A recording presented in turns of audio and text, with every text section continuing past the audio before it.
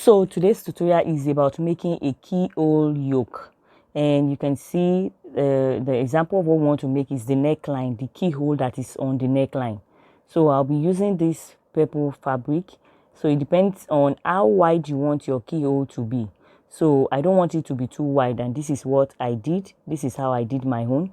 I'll be showing you in this tutorial how to make a neat keyhole and do your finishing the right way. So here what I have cut the yoke already. So I have tutorials on how you can cut your yoke. So this is from the pattern drafting. So what I'll be showing you here is the sewing process, and this is my yoke. The measurement here is 9 inches from the shoulder, and what I have here from the neckline is 6 inches. So after that, you're going to take another 2 inches where this you will mark the 2 inches.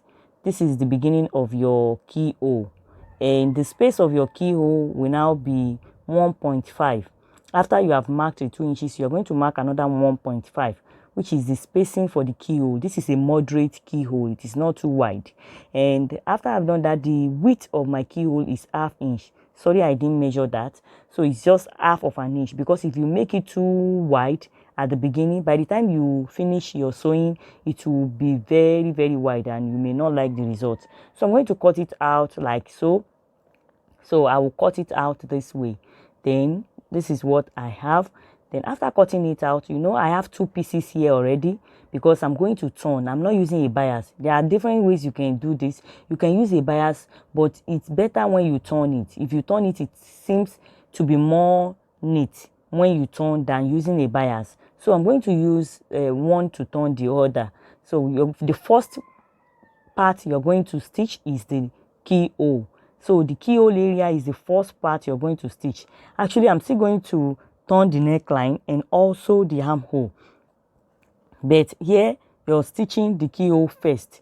Then after you have stitched it round carefully, you're going to notch, or I did not even notch, I trim out the sewing allowance, trim it out to the barest minimum, like 1/8. So after you have trimmed it out carefully, so that it will be neat, just to achieve a neater look. So after I've done that, I'm going to turn out to the other side. So I'm turning it out this way. So after you turn out, the next thing you will do is to press it neatly. So you can see after turning out, this is what I have. So sometimes you can just, from this you can continue, you can use the bias to do the neckline, but here I'm not going to use bias for the neckline. I'm still going to turn the neckline. So it is possible to still turn the neckline and still turn the armhole. So here the next thing to do is to turn the neckline. So I'm going to turn the neckline this way. So watch what I do. Then I'm trying to use the neckline to turn each other here. So this is a little bit tricky. Just watch it. You can still rewatch it so as to know what I just did. So just do it this way and we are going to have the same result. So if the spacing on your neckline is not up to 2 inches like the one I took, it may not be able for you may not be able to turn it this way. If the spacing on your neckline before you notch your keyhole is less than 2 inches, it may not be possible, or if your fabric is an heavyweight fabric. So what you will do is you're going to stitch a little, leave it, and stitch leave space on the neckline to turn out, and you're going to hem. But in this case, if it is up to 2 inches, you can turn this way. So I'm going to trim out the excess the same way I trim out the excess on the keyhole. Just trim it out to achieve a neater look. So here from the armhole, I will now turn everything out. You can see.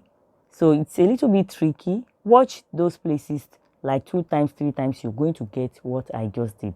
So after I've turned it out now, and this is what I have. I have the neckline is turned out. Then the same process that I use for the neckline is what I will use to turn the armhole. So I have turned the armhole, and this part I'm not going to turn this part. I'm going to stitch this part. So I will just stitch this part right away.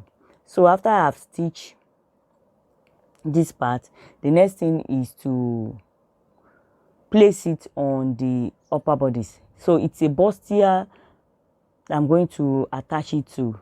So it's a bustier top I'm going to attach it to. So after I have done that, the next thing is to attach it to my bustier top. So the bustier top is, I've constructed it, and this is what I have. So I have videos on how you can achieve this perfect bustier top. So I'm going to start. There is a trick in fixing your yoke so that it will be neat and it will not form folds. So you're going to start from the middle, the center front. So from the center front, use your sewing allowance and attach your yoke like so.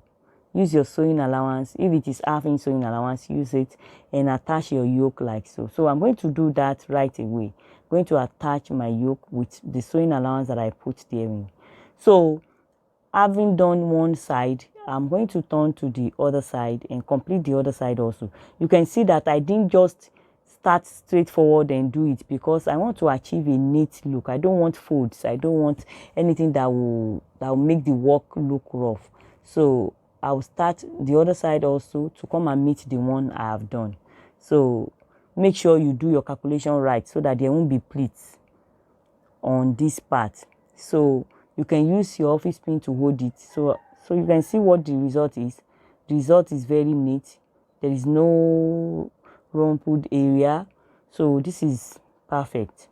And I believe we have come to the end of this tutorial. It's just a very short tutorial on how to make a neat keyhole yoke.